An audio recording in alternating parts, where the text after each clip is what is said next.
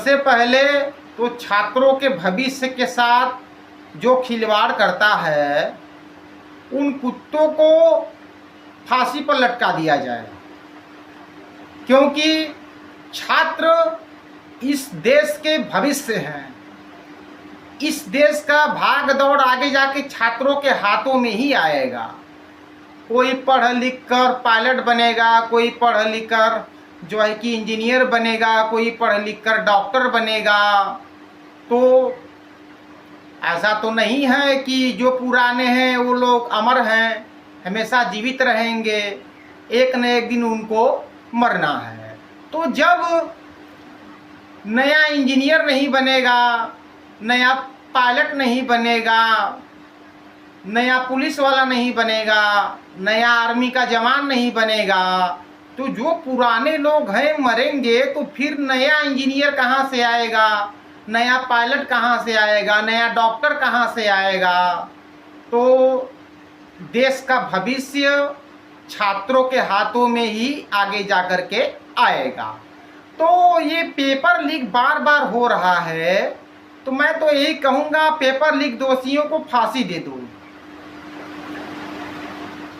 और जैसा कि शिक्षा मंत्री ने इस्तीफा दे दिया, तो मैं ये कहना चाहता हूँ कि क्या इस्तीफा देने से पेपर लीक का मामला रुक जाएगा?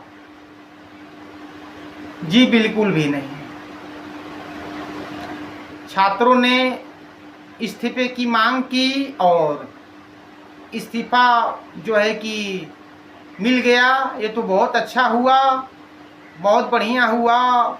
लेकिन उसके साथ साथ छात्रों को एक मांग और मांगनी चाहिए थी कि सरकार कोई कड़ा कानून बनाए। ऐसा कानून बनाए कि पेपर लीक करने वाले कुत्ते दलाल पेपर लीक करने से 1000 बार सोचें, बल्कि सोचे ही ना। इन लोग का धंधा बन गया है। शिक्षा मंत्री ने इस्तीफा दे दिया और जो है कि कोई दूसरा शिक्षा मंत्री आ जाएगा, लेकिन कुत्ते दरिंदे और पैसा ले करके पेपर लीक करेंगे ही, क्योंकि हमारे देश का कानून ही ऐसा है।